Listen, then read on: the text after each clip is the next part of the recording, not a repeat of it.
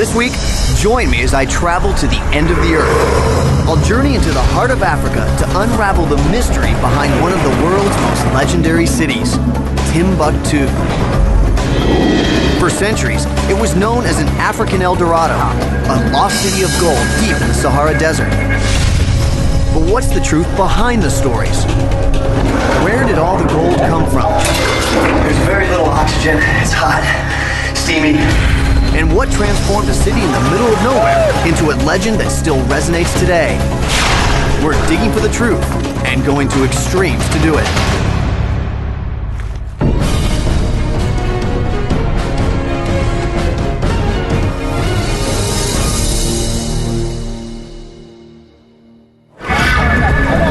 Welcome to West Africa. I've traveled to the city of Bamako, the capital of Mali. Today, this is one of the poorest countries in the world, but it was once home to a mysterious empire awash in gold. Hi, I'm Hunter Ellis. For centuries, adventurers and explorers risked their lives crossing the Sahara to reach a place that has become synonymous with the remote and the exotic, and a metaphor for the unattainable, the fabled Timbuktu. But what was it that gave the city its famous mystique? That's what I've come to find out. The legend of Timbuktu begins in the year 1324, when a huge caravan appears unannounced in the deserts outside Cairo. Emperor Mansa Musa is making his holy pilgrimage to Mecca, and he's doing it in style. His caravan includes 60,000 people and about 13 tons of gold. The Islamic world was amazed by this unknown black king who seemed rich beyond belief. Arab historians recorded that he spent so lavishly in Cairo, the Egyptian gold market crashed for years. Eventually, the stories reached Europe, spawning an obsession with Mansa Musa and his shadowy city of gold. A Spanish map from 1375 even shows the emperor sitting on his throne holding a nugget of gold. Over the years, many European explorers set off to find the mysterious Timbuktu, only to die trying. Some were overcome by the harsh conditions of the desert. Others met their fate at the hands of the fierce tribesmen of the Sahara. Meanwhile, the legend of Timbuktu and its elusive empire of gold continued to grow. I've heard all the legends, but I'm looking for the truth. So I'm starting my journey 500 miles southwest of Timbuktu in the heartland of Mansa Musa's Malian Empire. I want to find out if the African version of his golden story matches the Western one. Unfortunately, I can't rely on the written word. In this part of the world, that's not how they kept their history. But I have some options. I'm headed to the small village of Nafaji, just outside Bamako. Boubacar Belko Jallo, an author and expert on Malian culture, is taking me to visit a traditional oral historian, or griot. And right away, I learned something new. Boubacar tells me that in the West, he's known as Mansa Musa, but here in Mali, he's known as Kanka Musa, after his mother. Mansa was his title, meaning King of Kings. And I'm about to learn a lot more. That's the family of the king of the griots. The king of the griots. Yes. Lassana Kamisoko is one of the most renowned griots in Mali. His family goes back to the beginning of the Malian Empire, so the accumulated knowledge of centuries has been handed down to him. He's essentially a walking history book. Once the music starts, the words begin to flow.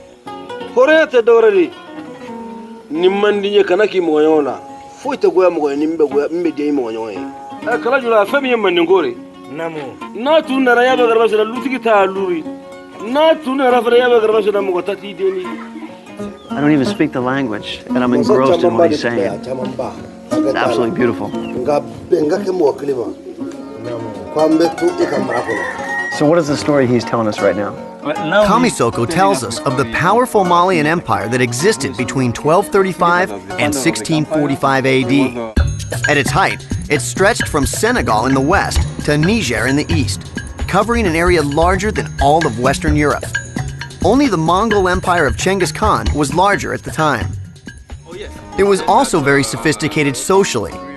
Boubacar tells me that the empire had a constitution that was codified in 1235, just 20 years after the Magna Carta. It was transmitted orally via the griots and guaranteed human rights for all citizens. So in the West, we often think about the Magna Carta being the first human rights document, where it seems that the Malian Empire started it around the same time. This great empire here. Yes, around the same time. Yeah, that's correct. But that was an oral human rights document, so to speak, right? And not written. So many people don't know about that. Has he told us anything about the gold? Oh yes, he said there was a lot of gold here and it all left, went here and there. Yeah, he mentioned it. Could that be because of the pilgrimage of Kanka Musa? Of course, he will never mention Kanka Musa, but it's, Kanka Musa who took it. This is where the plot thickens. Kamisoko won't talk about Kanka Musa at all. Boubacar tells me there's a lot of anger towards the emperor in this area. His golden pilgrimage may have made him famous abroad, but it also emptied the treasury and nearly bankrupted his country. Kanka Musa is somehow of a taboo around here. The recent, he's taking all the gold, away from this country. We could have spent nights and nights and nights listening to the king of griots. We will never hear a mention of Kanka Musa. So even to this day, there are consequences for spreading the story of Kanka Musa. That's correct, because I heard the stories of people who are even killed because they tried to mention Kanka Musa. It's amazing to think that even now, 700 years later, just mentioning the man's name could get you killed. This is not at all what I expected to hear, but it's definitely time well spent. Kamisoko won't tell me the story of Kanka Musa, but he does tell Boubacar about a secret place that might help me learn more about him. I've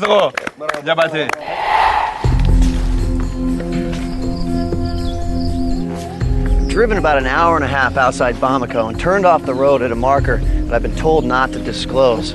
Boubacar has traveled ahead to ask permission for me to visit this very special place. Evidently, he has a site to show me that will shed some light on the story of Kanka Musa. His directions lead me deep into the forest, along a narrow, overgrown path. The place I'm heading to is a little-known ruin called Fanfan.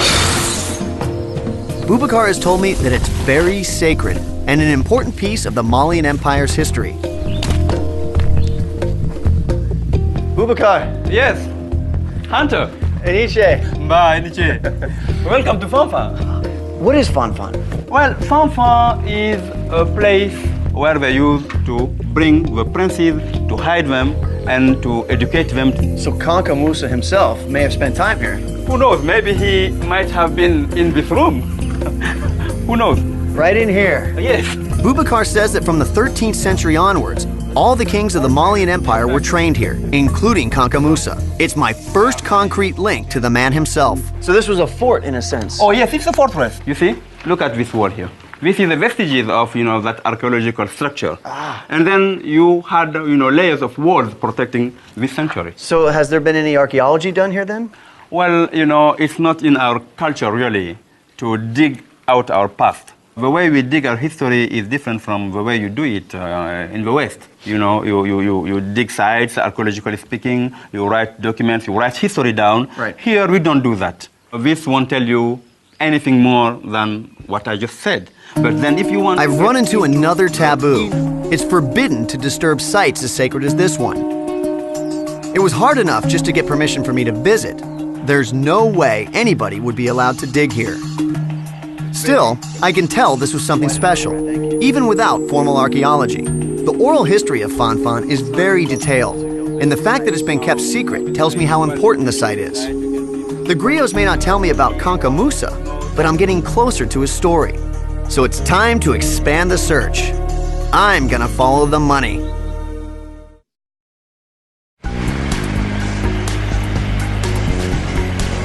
Like countless explorers before me, I'm searching for the gold of Timbuktu. I've met up with educator and guide Kaori Berti, and together we're seeking out the gold fields of the great Malian emperor Mansa Kanka Musa. Where did he get all his gold? So was this area we're in once the heart of the Mali Empire? Yes, you're right. We are in the Mande now. It's the heartland of the Mali Empire. And now we're heading to Narena. Narena is a famous place for traditional gold mining. How long have they been mining the gold in this area? They've been doing it since the time of a king, 700 years ago. The histories say that Kanka Musa brought close to 13 tons of gold on his pilgrimage to Mecca. This seems like an astronomical amount for the early 14th century, and the legends say he gave most of it away. I want to see for myself how he could have amassed such a huge fortune. We're going to the same place where he used to do gold mining, and we'll find some people there who are still doing the same traditional gold mining. I've heard that some people in Mali are angry with Kanka Musa because they feel he took the gold from Mali and gave it to everybody else. Is that true? Yeah, it's true. A lot of people believe that it's because of Kanka Musa that we do not have gold everywhere anymore. You think there's a chance we'll find gold today? Oh, yes, if you are lucky. If you're lucky. But before we reach the gold mines, we have to make a stop. I need to bring a gift to the village elders as a sign of respect and goodwill before asking to explore their gold fields. So Cowrie's taking me to buy a sheep. I've never bought a sheep, so what's the going rate? Well, it's not so difficult anyway. When you were with me, we'll just try to do it right now. I imagine if I tried to do it, I would get a very high price, right? Well, sometimes it happened because we have a white color. But Rookie. I'm sure that those people are very nice. They won't penalize you. Sounds like this negotiation will be a lot of fun. Okay, here we are, where we're going to find a sheep. I see the sheep right Yeah. there. Hello. Uncle. Uncle. Is that uncle? Is good afternoon? Good afternoon. Yeah. Uncle. Yeah. Uncle. We need a sheep. How much does he want for it to start? Let me ask him. How much did he say? 30,000 in CFA. So that would be $60. $60, yes, a little high. It's a little high, so you think we should try lower? I think she'll make it down. Let's see if he'll accept $40. Est-ce que kibisa ajigi kake wanania? Okay, he's going to make it down to 25,000. That is $50. So $50 basically, huh? Mm-hmm. You worth $50? He seems like a good sheep. Okay. 25,000 CFA is a good deal. All right. So 10, 15, 20, 25,000 CFA. Merci. My first sheep. Never bought one before. What are we going to name him? Let's call him Friday. Call him Friday. Friday.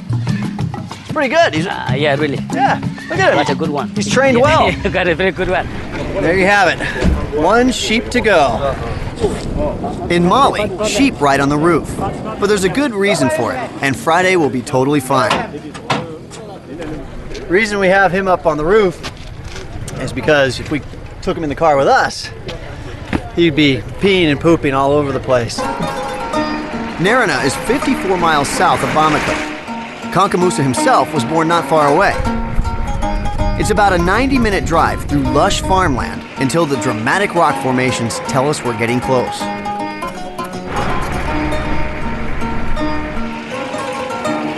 This is the gold mine right here, huh?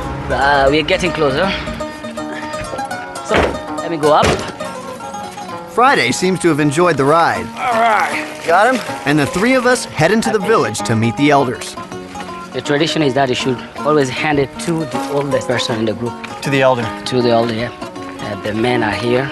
Auntie. Anche. Anche. It looks like Friday has paid dividends. So they agree now that you visit the place. Thank you very much. A miner named Kante agrees to show us the village's mining operation. Okay. He's the guide here, you know. I wasn't sure what to expect from the mines, but it definitely wasn't this. It's like a scene from another place and time. The mines are really just round shafts dug deep into the earth, just wide enough for a man to climb down into. And from the looks of the miners, the work is very hard and very dirty. The site is incredible. Hundreds of people are working dozens of mine shafts as far as the eye can see. Cowrie tells me there are countless mining communities just like Narena throughout southern Mali. As many as 200,000 people make their living working in the gold fields, just as they have for generation upon generation, going back even earlier than the time of Kanka Musa and his empire.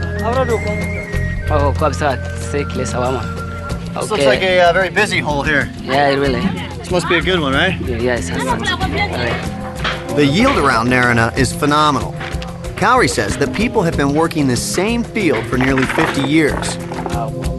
When a shaft runs dry, the miners just move a few feet away and dig a new one. When the field runs out, the entire village may pick up, move a few miles away, and start again. The exact way it's being done right now would be the exact way that Kanka Musa did it hundreds of years ago. Same Right? thing. Exactly the same, no change at all. Just old ropes and buckets. And Yes, that's it. What's the largest amount that someone has found in one day before? Do you know? A few weeks ago, a woman got about 10 ounces in a day. That's thousands of dollars Yeah, sure. in one day. Yeah. Cowrie tells me that even today, gold is Mali's most valuable export, to the tune of 60 tons per year. Most of that total comes from industrial mining, using modern heavy machinery. But still, every year, miners produce several tons of gold by hand, using the same techniques their ancestors did 1,000 years ago. That's enough for me. I want to experience myself what it took to gild an empire. All right, well, do you think we're going to get lucky? Sure, I'm sure. You sure? Yeah. we have Climbing always down liked into the this. mine shaft seems a little risky, so I have a few questions. Do any of these holes ever collapse? Oh, well, it happens, especially during the rainy season. And I'm going down there. Yeah. You're not helping me out here. I mean. But these people make their living doing this every day. To really appreciate what it's like, I've got to go underground. Okay, he said that it is very hot inside. Why does that not surprise me? It's hot, huh? You need to take off your shoes. Okay. Yeah.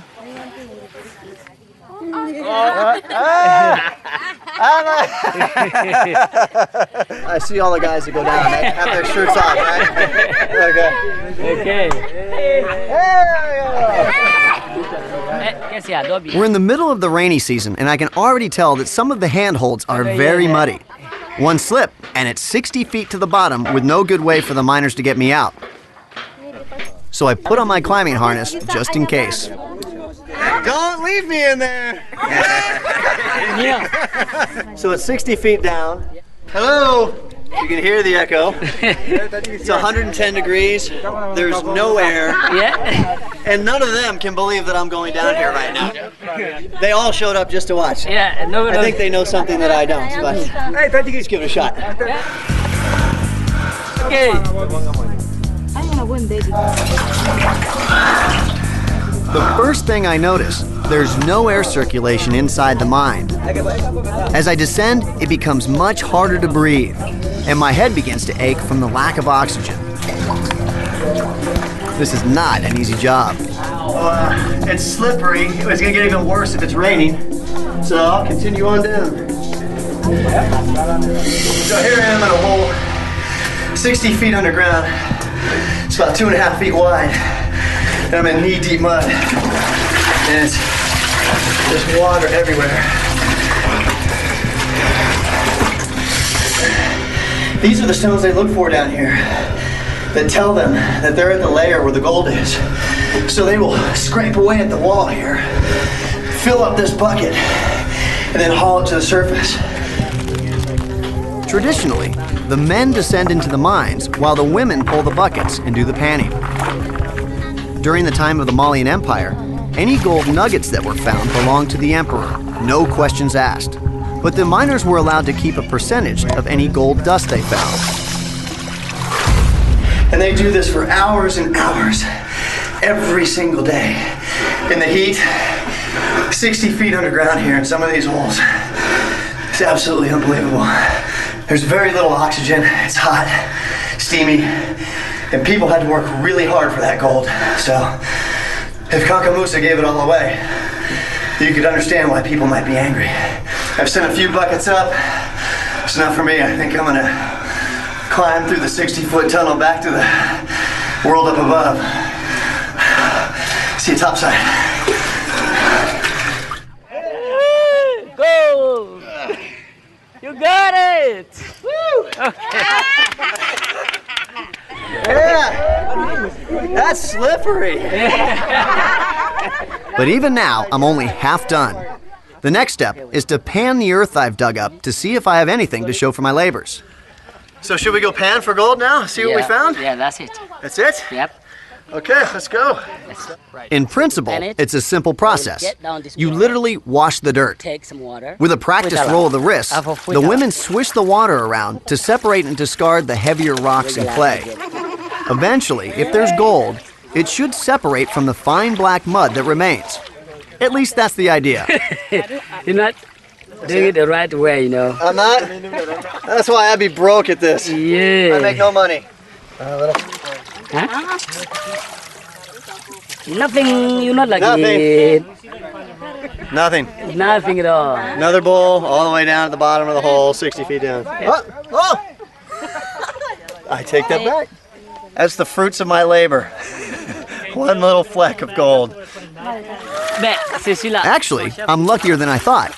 My second bucket does yield some gold, about 1.5 grams or so, worth about $40. When you think about all the hours that go into this, digging the hole, pulling all the dirt out, and sifting through it, there's the byproduct right there. These little gold flakes, but just one bowl can make it all worthwhile. And the people here have been doing this for over 800 years, and they're doing it the same way that Kankamusa did. It was definitely worthwhile for me. It was a lot of work to get just a few specks of gold, a far cry from the nearly 13 tons Kankamusa brought on his pilgrimage. But this is just one bucket. Multiplied by thousands of people, it isn't hard to see how the emperor could have amassed enough gold to amaze the world. But Timbuktu is still 500 miles away. How did gold from down here make that city so famous? I've traveled 350 miles from the gold fields of Narina to the central Niger Valley to pick up the trade routes north to Timbuktu. Welcome to Mopti, the main port along the Niger River. This waterway is the superhighway through West Africa. For centuries, boats have been leaving Mopti and its neighbor Jenne to carry goods north. Everything from textiles to food to spices, but more importantly, gold. I'm going to follow the path of the gold all the way to Timbuktu. Sheen Welligam is a local merchant and river guide. That trip will take 3 days to Timbuktu. Sounds like a fun journey. So is this our boat? He's agreed to join me for my trip. Right. I'm looking forward to finally reaching the end of the earth. But I also want to find out how the Niger River helped gold from hundreds of miles away turn Timbuktu into a legend. How important was this river to the Malian Empire? This river was very important for trading. So then, these boats in this river make life better for the people of Mali. Yes, that's why we call this river River of Life. This is the river of life. Yes. The Niger River has always been the main artery of West Africa. Today, its 2,600 miles flow through 5 countries. In the days of Kankamusa, it linked all the regions of his vast empire. So the furthest north you can go on the river is Timbuktu, right? Yes, Timbuktu is where the canoe made the camels. And all the things come from the Arab country, Egypt, Tunisia, Morocco was coming through in Timbuktu. So that's where the camel meets the canoe. Yes. So all the goods that arrive by boat, they're then transported overland by camel. Yes, the trading from the north and the south all was coming in Timbuktu. Sheen says its location on the northernmost point of the Niger made Timbuktu a critical trade center and a link between 2 different worlds. For the Arab caravans coming down from the north, it was the access point for the river and the lands to the south.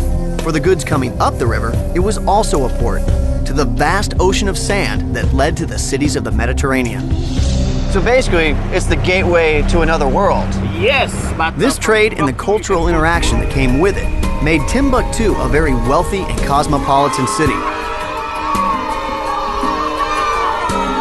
As we move further north, I can see the evidence of this mixing.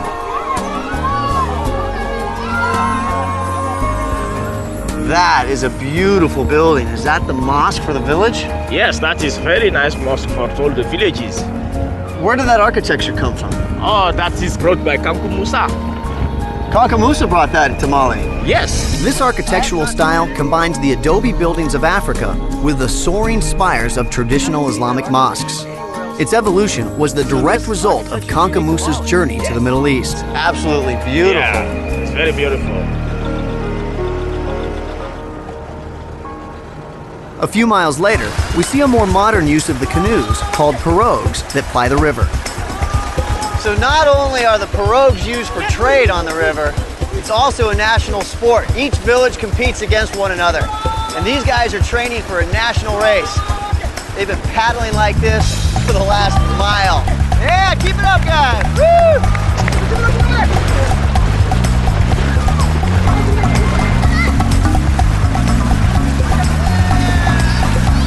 Sheen says that these boats are all made by hand, using wood that itself is traded upriver. They're a smaller version of the cargo boats that travel up and down the Niger, and their design hasn't changed at all in hundreds of years. Kanka Musa himself may have witnessed a very similar scene back in the day. So these guys gonna go all the way to Timbuktu like this? Oh, they can go. They are very strong. They can go to Timbuktu.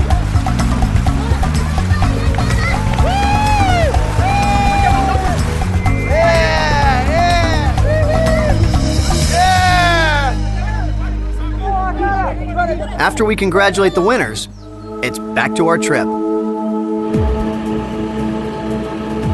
We have 230 miles to cover between Mopti and Timbuktu, so we have lots of time to experience life on the river.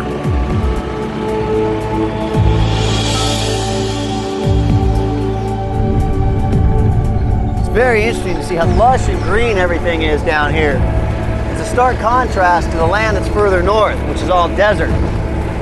So the people who live up in Timbuktu and even further beyond rely on the goods from down here to maintain their way of life.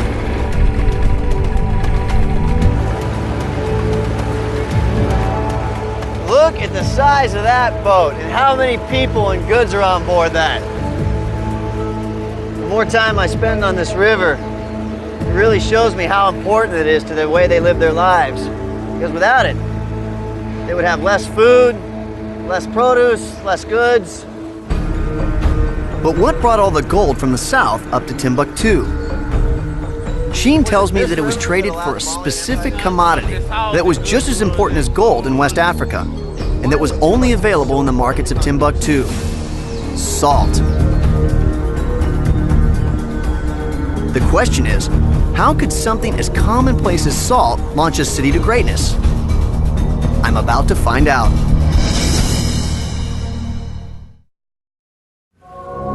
After a long journey, I've finally arrived in the middle of nowhere. The first thing I can tell you about Timbuktu is that it definitely lives up to its reputation as being remote. It took me 3 airplanes just to get to West Africa. Then there was the 4x4. I spent 3 days in a boat on the Niger River, and I just did this last little portion on foot, and I'm finally here. But after all I've been through, it's not what I expected. It's hard to imagine this dusty outpost was ever a bustling center of trade. I find it difficult to believe that something as mundane as salt could build an oasis of gold in the middle of the desert. I need to get a better understanding of why salt is so important in West Africa. This looks like a good place to start. Maintaining a healthy salt balance can be challenging in such a harsh climate. Dehydration is a constant concern. This much I know from experience. But I don't know enough about the particular health issues here in West Africa. Dr. Hi, yes. Hey, how are you? I'm fine, thanks. Yes, I am. Dr. Dawn Kamara is a former physician for the Peace Corps here in Mali. I'm hoping she can fill me in. So I know from personal experience that the balance between electrolytes and water in your body in the desert is very important. But are there any other things here in West Africa that would make that very critical? Oh yeah, here in West Africa and especially in Mali, there's lots of diseases, things like malaria, typhoid fever, a lot of gastrointestinal illnesses like amoebiasis, giardiasis, all of which will ensure that you lose water and salts. So the people here not only battle the environment, but they're also battling clinical issues as well. Exactly. If you've got a loss of sodium from the body, you will have a corresponding loss in the levels of water in your extracellular fluid in your blood. So far, I've managed to avoid all these problems. But dozens of explorers weren't so lucky. If you'd like to see for yourself, I've got a machine back here that can measure the levels of salt and other electrolytes in your blood. If you care to be a sort of guinea pig here for me, I can carry you back there and show you how it's done. Okay, so you're offering me a job as your lab rat, huh? If you're game, come on back here. Okay. Here come the needles. Have a seat here on my table. Relax. You're good with having blood drawn? Oh yes, yeah. I only You're not pass going to out pass like out. 90% of the time. Let this not be one of those times. Now's the point where you want to close your eyes. For those of you who are squeamish. All right, here we go. In your hands. Okay. Excellent. Painless. Press hard. All right. Here I've got one of the panels that are used in the machine. This is what's used to test your blood. Oh, and it fans out. It fans out on its own. It's kind of like a biological DVD, huh? Exactly. It's what they call spectrum analysis. I'm very interested to see how this turns out. Yes. Analysis complete. There we go. Let's see what your reading says here.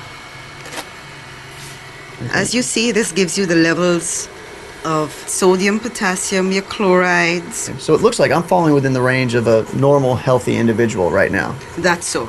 Calcium. My salt levels are fine, which is not surprising. I'm healthy and I haven't been here long enough to pick up any illnesses. All you need to do is... But in a landlocked country like Mali, salt is a commodity that no one can take for granted.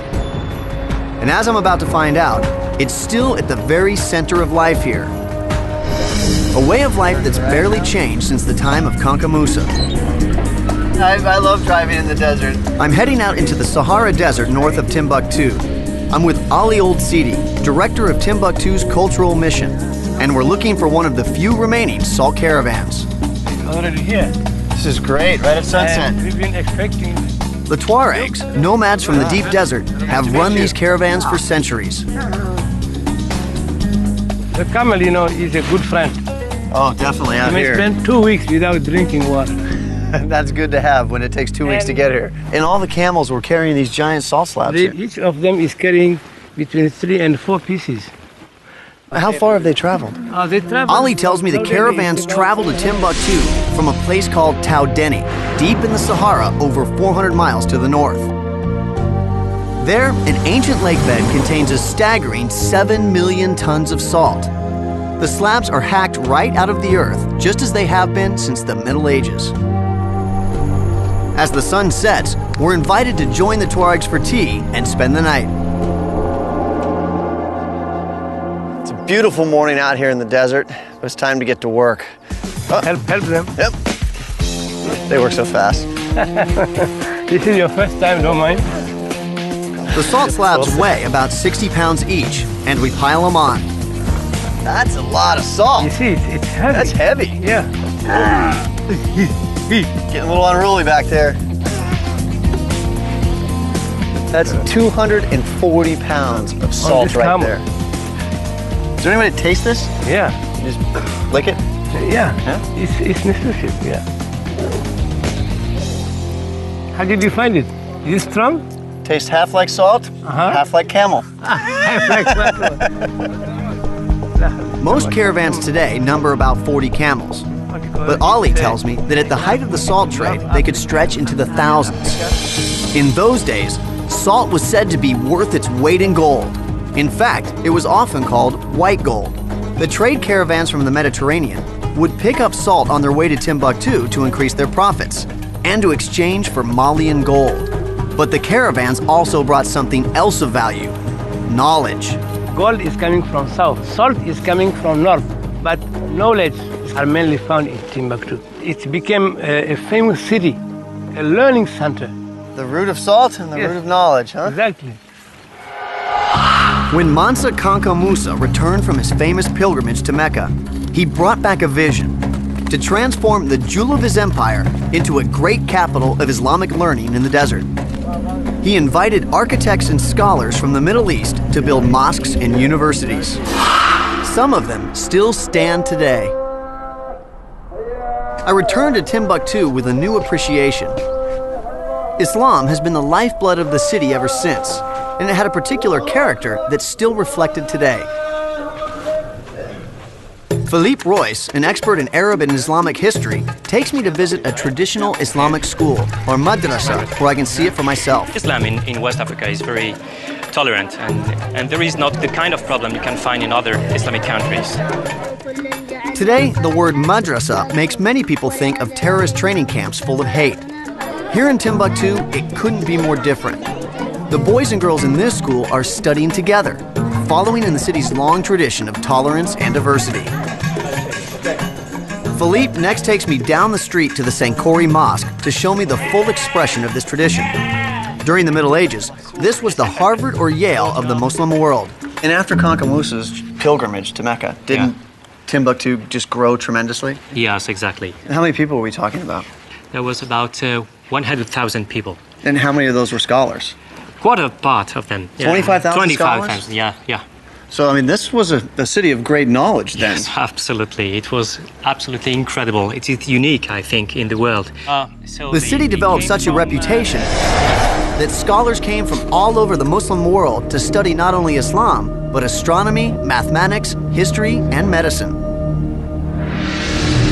By the mid-16th century, Kanka Musa's dreams had come true.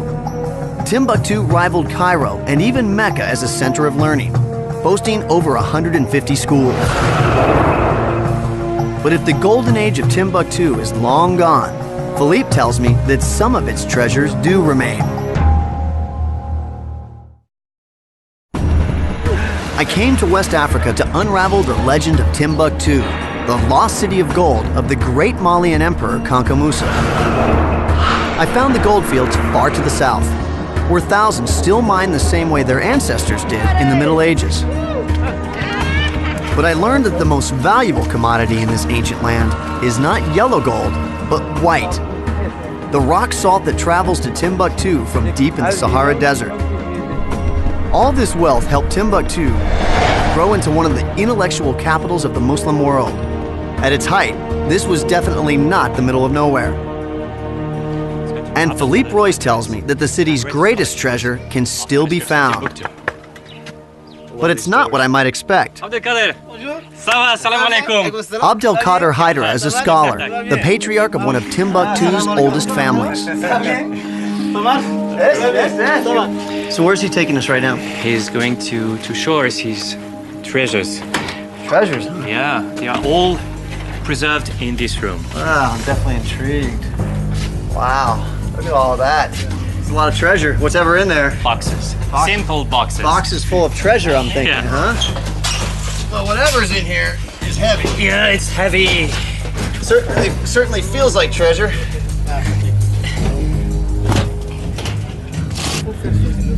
Ah oui? Une autre So we encore? can pull another one out? Yeah. More treasure.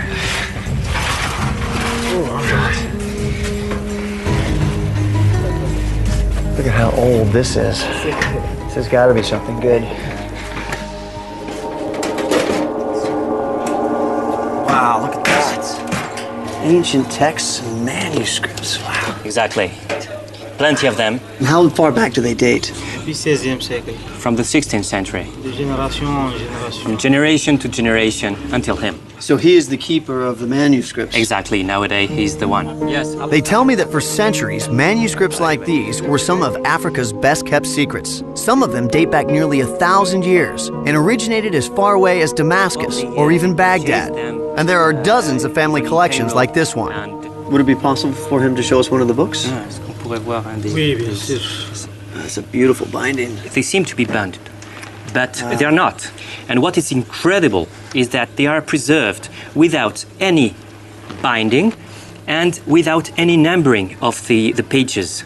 So all the families had a tradition of conserving it very well. So there must be hundreds, if not thousands, of manuscripts. Yes, he has. كم من المخطوطات عندك?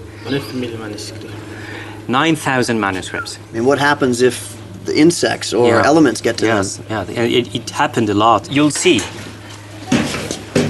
Open it. Oh, yes, okay. These are manuscripts that have seen the effects of time, weather. Exactly. No, these, as you see, have dust. It was burnt. eaten by termites. The rain water came in. So what can we do with that? You see, it's a tremendous thing. It's a shame. They tell me that thousands of volumes like these were hidden away by families anxious to protect them from conquerors and colonizers.